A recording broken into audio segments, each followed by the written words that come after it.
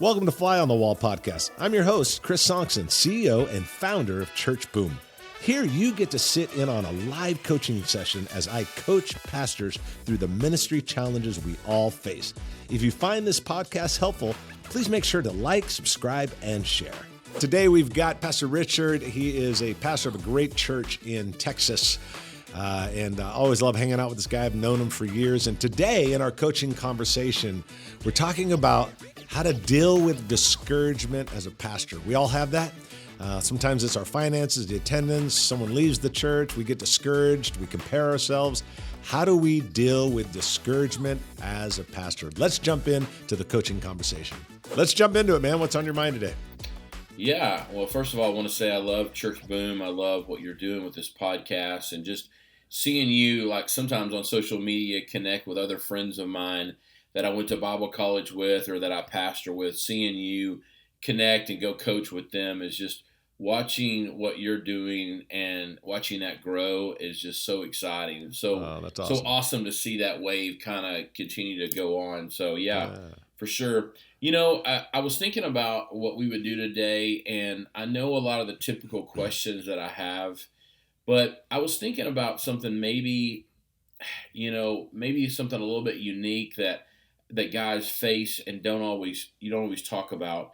But I was thinking about two lines of questions that I have. One is, the last 4 years, we went through the year before COVID. We went through just a tough year. It was a tough transition, a staff transition, and some different things that were just difficult.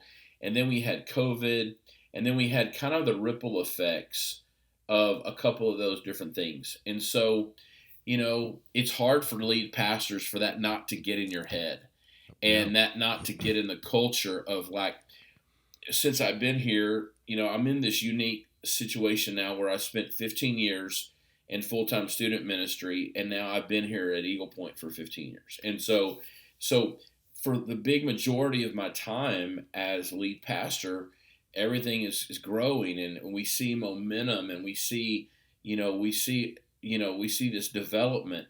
And then all of a sudden, the last 4 years, to see that change and to see that setback, it's hard for that not to get in your head as a leader.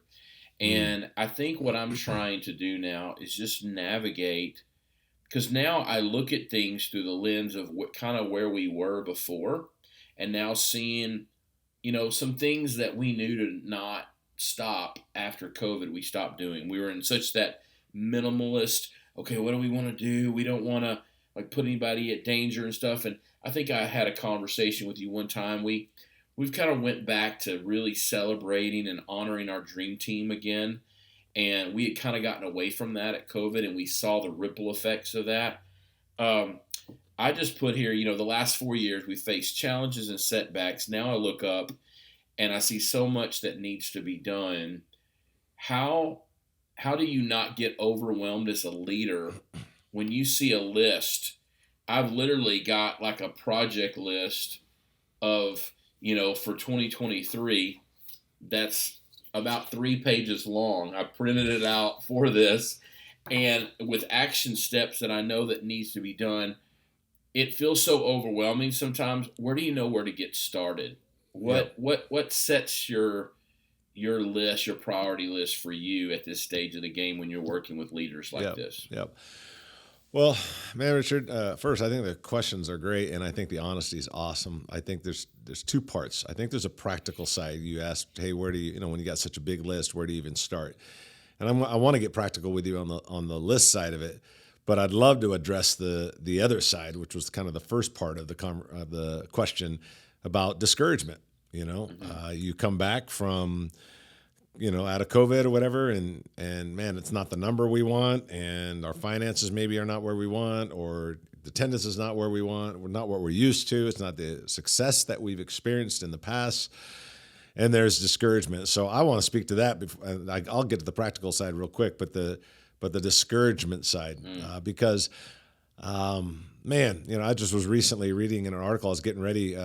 We're doing this big church rescue where we rescue churches that are dying, and we got, we hundreds of them a year that we work with now. And I was getting ready for a sort of message I was going to do to some potential donors and people that were going to help us finance it.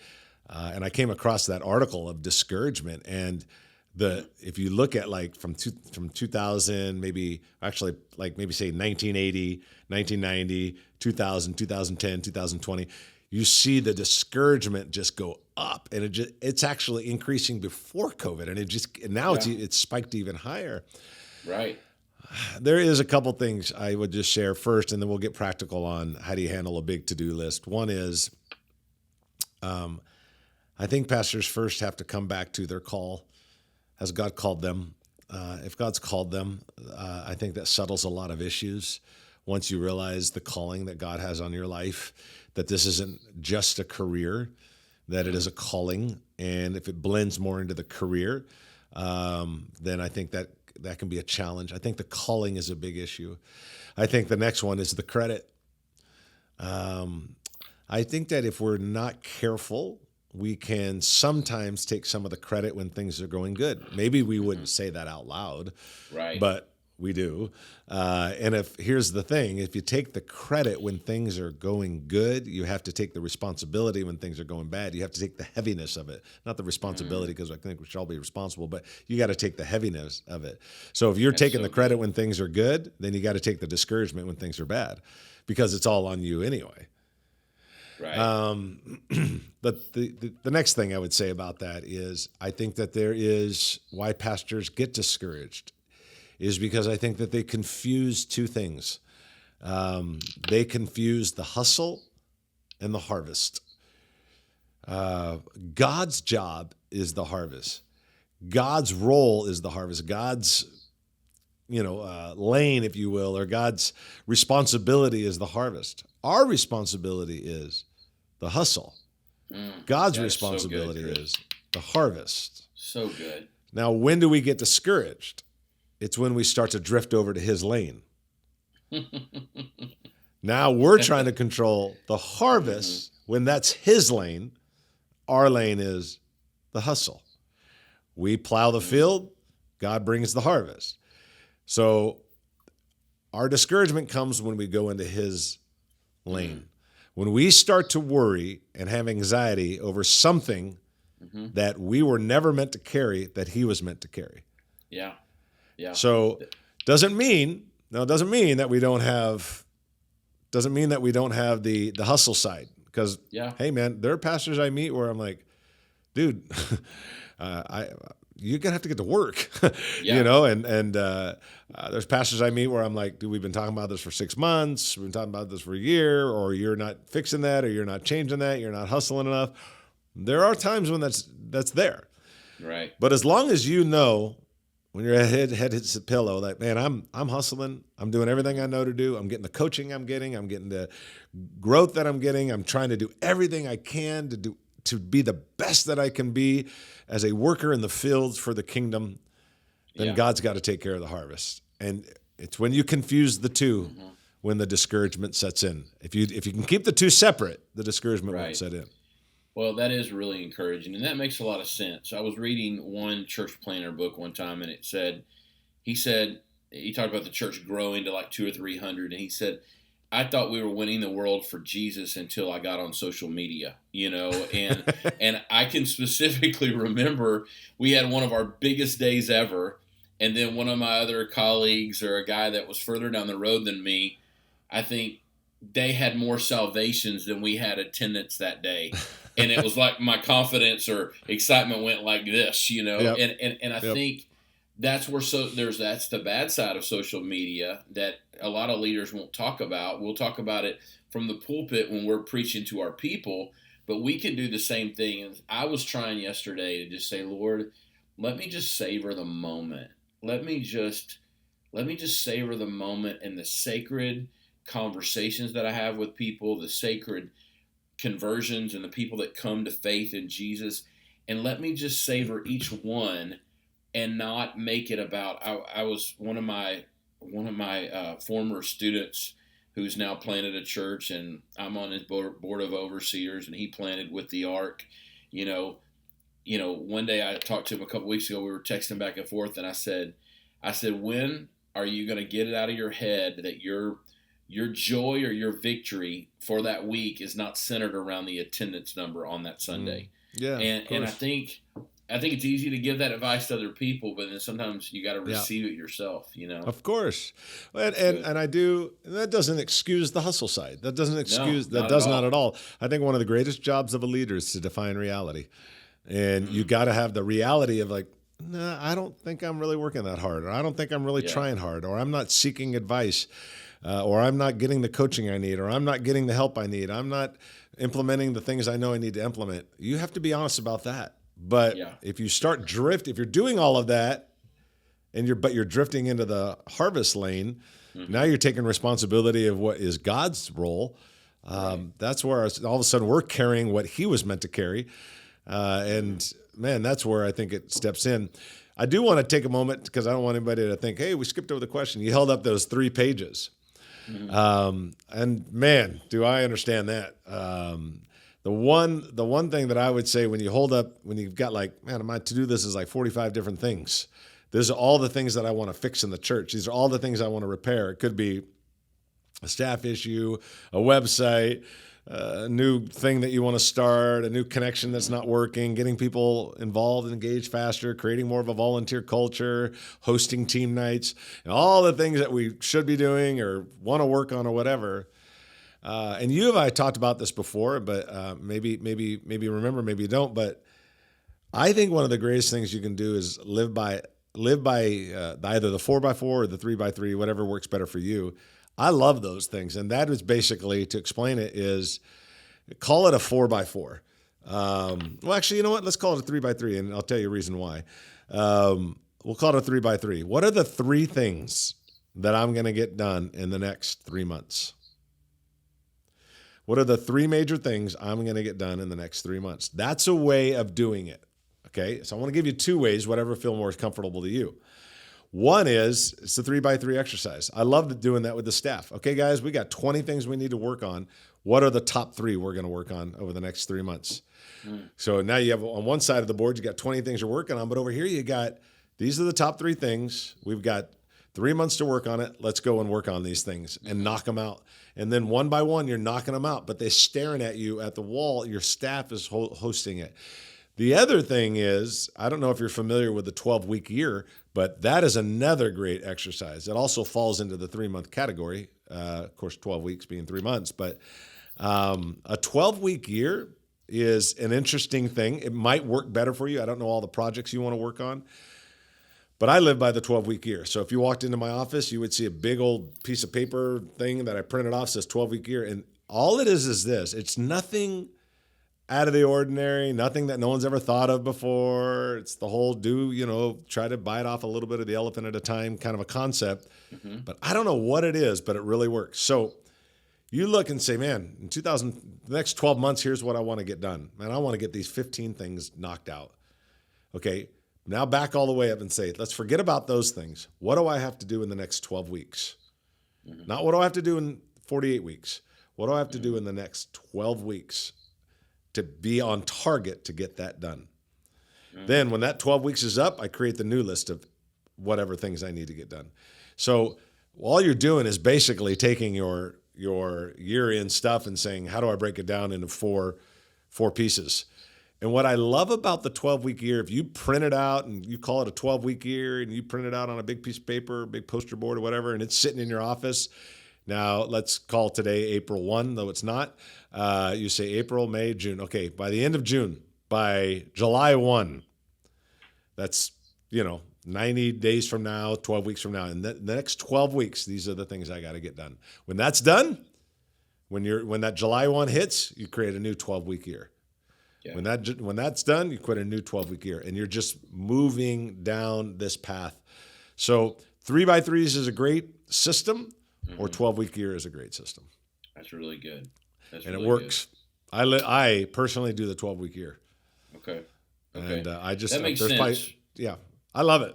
I love it that way because it's like, okay, and I got to be honest with you, I get to the end of the 12 weeks, I don't get it all done.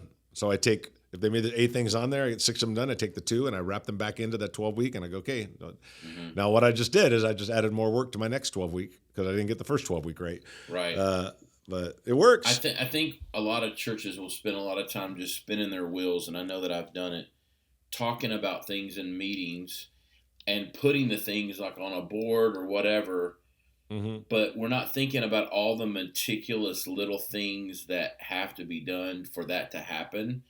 And so it's almost like I've found out that some teams, they almost feel like writing it down is doing it, and it's really not. It's acknowledging the need, but there's 50 things that are going to go into that actually being implemented. Yep. And a Yep. lot of times I've been on part of teams where it's almost like going to that leadership retreat. You feel like if we talk about the problem, we've solved the problem.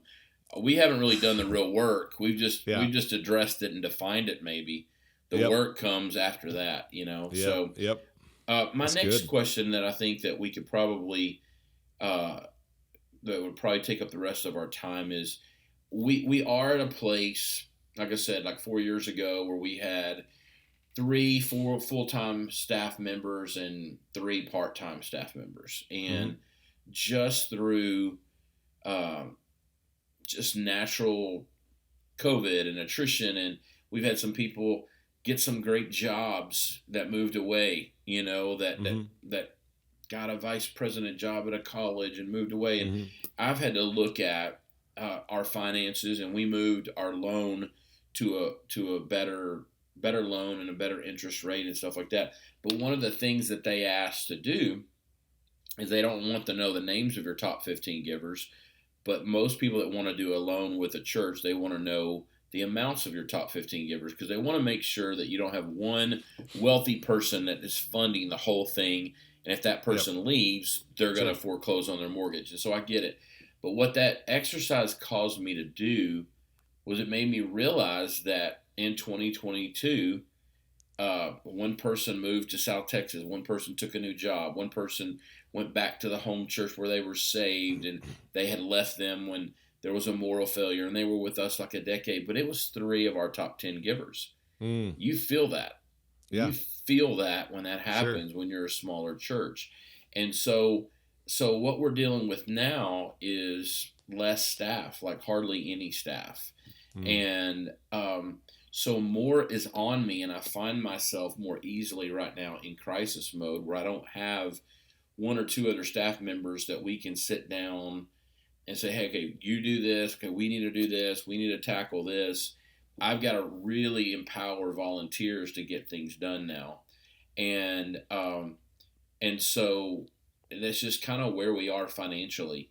Mm-hmm. How would you speak to churches that are in that 100 to 200 mark, that the primary salary is the pastor and maybe one other person? My wife does our kids and also works with our CPA thing. She helps them with some financials. She's not over the financials. That's ran by a CPA firm, and there's a ton of checks and balances and accountability. But she's a part-time staff member. We're hiring in weekend help for worship right now. Our worship leader Mm-hmm. left at the end of last Mm-hmm. year, and I think what I'm trying to determine, I know I can't keep up with this pace because I have more on me than I've ever had, and it's hard to take on these new projects when I feel like I'm just keeping my nose above the waterline right now. Mm-hmm. I'm doing student ministry on Wednesday night, and have been doing that for a while. But where would my approach be? Like at this phase of the game, what do you feel like is worth the most resources? I mean, hiring weekend worship, they do a good job, they pull it off, but you're just getting that weekend worship set. You're not getting anything else. Would it be hiring a part-time worship leader that is maybe a college student, someone who is in training?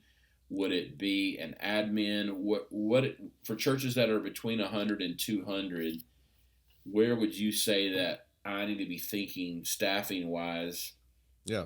Yeah. where we would go? Yeah, absolutely. So that's a great question. And man, there's a lot of churches there. I mean, we work with a lot of churches, Church Boom does. And There's a lot of churches where it's like, whew, money's a little bit tight. You got to really watch every dollar. I think there's two things I want to point out that I think are worth pointing out to this conversation, this part of the conversation. One is, what does our generosity strategy look like? What does our generosity calendar look like? When do we speak about it? When do we not speak about it? How do we foster it? When does it come up? How do we track it? On the whole generosity side, do we follow up to first-time givers? Do we follow up to splash givers? All the different things, splash givers, people being, they give a big amount and we just thank them for it. And we maybe find out that they got an inheritance and they wanted to just give it away, and you have an opportunity to thank them for it. First-time givers, hey, our records show you came for the first time, handwritten note. Records show you came for the first time. Maybe it's not your first time, but our records show that. And I just want to say thank you. Thanks for believing in the ministry, what we're doing. Thanks for trusting God with your finances. So you're reinforcing, you're rewarding. That's what a you handwritten note for a first-time giver? Absolutely, 100%. Yep. And so, yeah, you're writing that little note. You're doing those kind of things. You have a generosity calendar. And you're knowing when you're going to speak about it. So you're helping to foster that generosity. There's no doubt about it. I think that's one thing that I think is to do. And then also on the generosity side, I do think that there are times where you have to start figuring out, and I'm not saying it works for everybody, but I'll just throw it out there for anybody that's listening, it might work for them. Is there another source of income that is not plate driven, offering driven? I.e., my friend Kevin in Fresno. He opened up a second campus. Well, what he did was he found a wedding venue that went under financially or whatever. I think through COVID, they couldn't make it. So he took that over, hired a wedding person, and in their first year did multiple six figures in weddings. But on Sunday and on Wednesday night, and whatever, or Wednesday night, maybe they have a Bible study. I don't know what they got going Wednesday night, or small groups that meet there or whatever. Sunday church. They don't have weddings on that day because that's the church's day. So they get to control how much they do and don't do. But man, they have been able to subsidize the income. I know that when we took over a campus at South Hills in the Hollywood Burbank area, there was nobody in the church left. The church had died, and we just took over a building, and we had to build it up. So it was like, man, we need some income. So we rented out our parking spaces to a local company nearby that needed extra parking space. They were across the street. We rented out. We just got creative to figure out, like, how can we rent this thing out? How can we subsidize the income? Now, you got to do it in a way that you don't become some property manager and you got to do all this extra work. But if you can figure out a way to generate income without generating too much extra work, that's also a thing. So I think there's creating the culture of generosity, discovering new avenues of income. And then to answer the other part of that question, Richard, you talked about, okay, you got only so many resources, where would you put them? 5 things that I think are worth evaluating on every Sunday, and it leads to a point. I think you have to evaluate your worship. You're evaluating the message. You're evaluating the environment, the children's, and all things next step. So worship, message, environment, children, and all things next step. So the reason I say that is the 5 things that I would want to evaluate. If I was at a church and they said, evaluate us, I'd be evaluating those 5 things. Mm-hmm. Now, based on those 5 things, I now look and say, okay, do we have the best that we can get over the 5 things that are going to be evaluated the most? Do we have someone over worship that's doing an okay job, good job, whatever, over the children? Over the next steps, all things next step. Who's making sure that new people are getting followed up on, and they're showing up to this pizza with the pastor thing, and they're getting plugged in, and they're getting engaged into the life of the church. Like, who's making that happen? Okay, and I think that, and if you were to really narrow it down, now environment, I think, can be more collective as a church. Hey, it's got to be clean, the sign's got to be out. I don't think you need a staffing over that per se. Message is up to you. So now you're down to 3 things. You're down to worship, children's, and all things next step. So recently, a church that we're coaching at an executive level, they're launching another campus, and it's like their fourth one, and the other two are going okay. They're not going great, and we're kind of just coming into coaching them. And I said, hey guys, you're thinking about who's going to be your next campus pastor, which is the guy that speaks and runs everything. He still does live speaking. There's a live model, but you're not thinking about. You're thinking about who's going to be the campus pastor at the next campus. You're not thinking about who's going to be the staff at the next campus. And you need to be thinking about that. You need to be thinking about, okay, worship, children, and then all things next step. Because again, message is on you. Environment is sort of a collective thing. And those are the areas that I'd look at. Like if I had to start from ground zero, it'd be like, there are 3 areas I want to make sure that we're shining in on Sunday morning. Worship, children's, all things next step. And all things next step is not just, we sent out some text in church or some handwritten note, which whatever you do, and that's fine. But it's like, how do we get these people that are even quasi interested in our church to get them to take a next step, to get them engaged in the life of the church, to get them start serving and being a part of a team? What do all those teams look like? Are they organized by people that are creating tribes or just sending out, schedules once a month as a head greeter, or are they actually creating tribes? Like, if I'm all things next step at your church, I'm thinking from the moment people come here to the moment they're fully engaged in the life of the church and enjoying it. That's a huge part. You and I've talked about engagement over attendance, and focusing on that engagement. So I don't know if I could narrow it down to one, right, but I can say there's 3 areas: worship, children, and all things next step. Those are the things that I would strongly look at. And I'm making sure that, man, we are killing it in those areas. We're doing the best that we can.